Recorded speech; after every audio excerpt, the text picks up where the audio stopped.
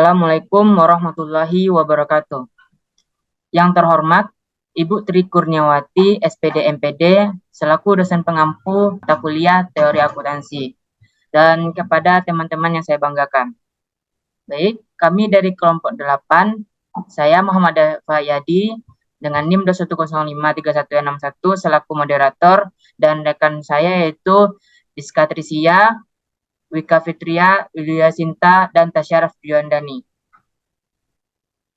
Pada pertemuan kali ini, kami dari kelompok 8 ingin mempresentasikan mengenai menganalisis, pengungkapan, dan sarana interpretatif. Untuk pemaparan lebih lanjut, materi pertama yang akan disampaikan oleh saya sendiri, yang pertama yaitu konsep pengungkapan.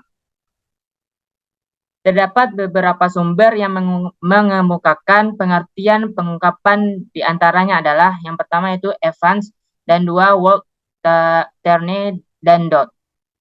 Secara umum, pengungkapan adalah konsep, metode, dan media tentang bagaimana informasi akuntansi disampaikan kepada pihak yang berkepentingan. Jadi, pengungkapan adalah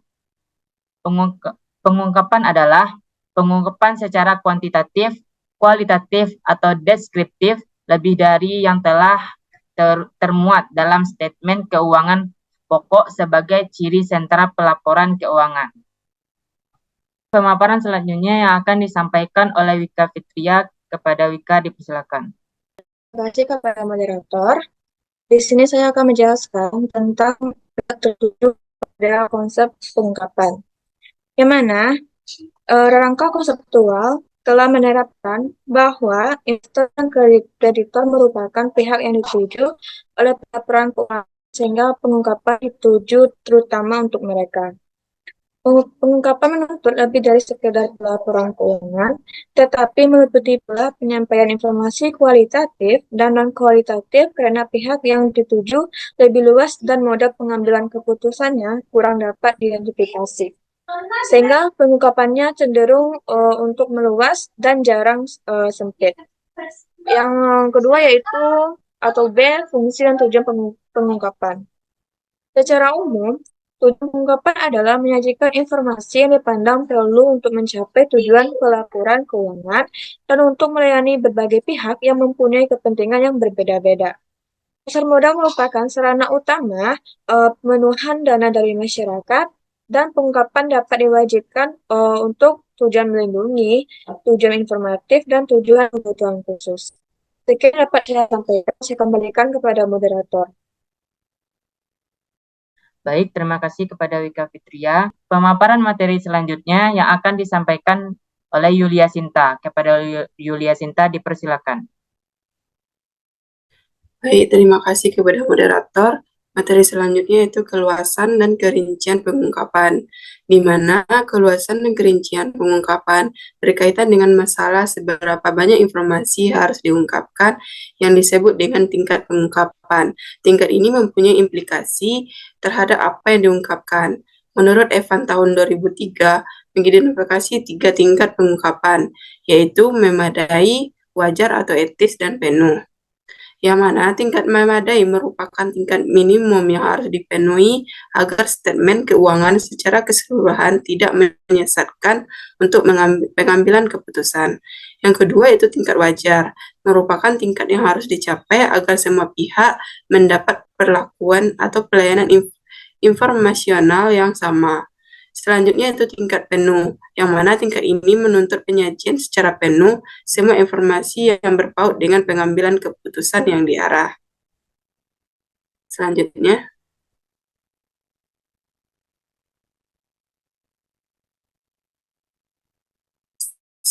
itu materi tentang regulasi pengungkapan, yang mana mempercayakan pengungkapan sepenuhnya kepada manajemen sama saja dengan menyerahkan penyediaan informasi kepada pasar. Beberapa argumen mendukung perlunya regulasi dalam menyediakan informasi. Alasan tersebut adalah penyalahgunaan, eksternalitas, asimetri informasi, dan keengganan manajemen. Sekian dari saya kembalikan kepada moderator. Baik, terima kasih kepada Yulia Sinta. Pemaparan materi selanjutnya yang akan disampaikan oleh Diska Trisia. Kepada Diska dipersilakan. Baiklah, terima kasih kepada moderator. Materi selanjutnya yaitu apa yang diungkap.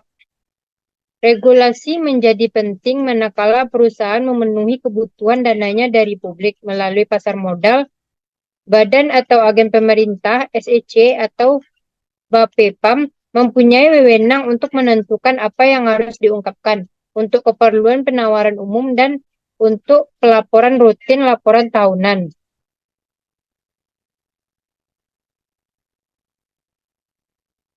Materi selanjutnya yaitu metode pengungkapan. Metode pengungkapan berkaitan dengan masalah bagaimana secara teknis informasi disajikan kepada pemakai dalam satu perangkat statement keuangan beserta informasi lain yang berpaut. Informasi ini dapat disajikan dalam pelaporan keuangan antara lain yang pertama yaitu post statement keuangan. Dan yang kedua catatan kaki, yang ketiga penjelasan dalam kurung, dan yang keempat penggunaan istilah teknis, dan yang kelima lampiran, dan yang keenam komunikasi manajemen, dan yang terakhir catatan dalam laporan auditor.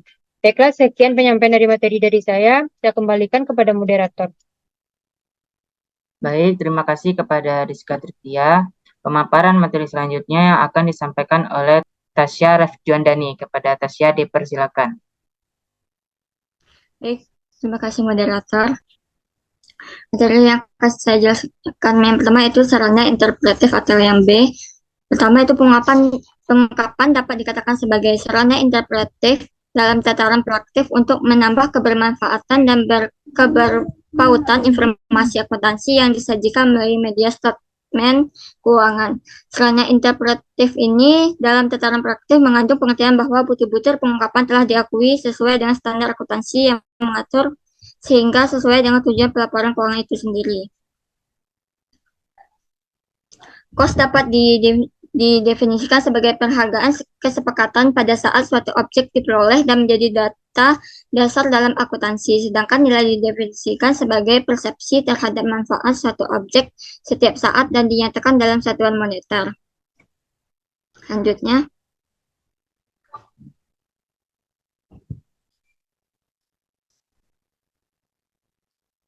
adapun terdapat pro dan kontra terhadap permasalahan ini. Yang pertama itu cost dan nilai. Cost dalam nilai ini dalam kondisi yang normal, cost yang terjadi dapat dianggap menyatakan nilai pasar suatu sumber ekonomi pada saat dibeli atau diperoleh.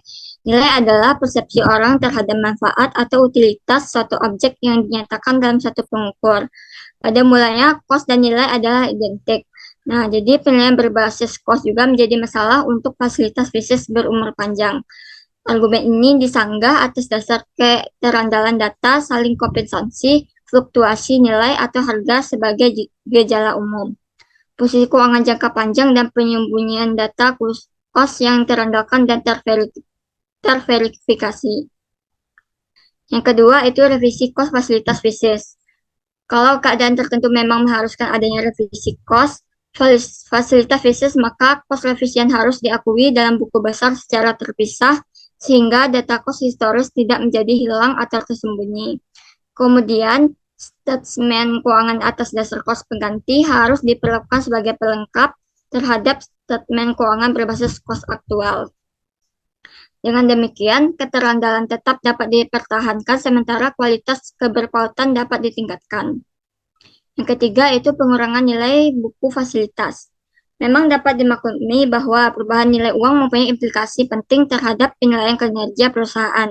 Jumlah rupiah yang sama pada saat yang berbeda sebenarnya tidak homogen, sehingga angka hasil penjualan sebenarnya menjadi kurang bermakna. Cara terbaik dalam hal ini adalah melengkapi statement periodik konvensional dengan suatu laporan khusus untuk menunjukkan pengaruh perubahan tingkat harga umum terhadap operasi perusahaan. Yang keempat itu konversi cost ke rupiah daya beli. Menurut paten dari Dalton pada tahun 1970 menegaskan bahwa tidak ada keberatan untuk memasukkan segala bentuk sarana interpretif dalam pelaporan keuangan asalkan rangka akuntansi pokok atas dasar cost tetap dipertahankan. Statement atau laporan atau informasi pelengkap dapat disediakan dengan merancang akun terpisah yang berfungsi sebagai akun penambah atau akun penilai atau kontra akun untuk mengakui jumlah rupiah perubahan. Sekian, saya kembalikan kepada moderator. Baik, terima kasih kepada Tasya Refjundani. Sekian dari pemaparan materi dari kelompok kami. Jika ada kata-kata yang salah, mohon dimaafkan. Saya akhiri. Assalamualaikum warahmatullahi wabarakatuh.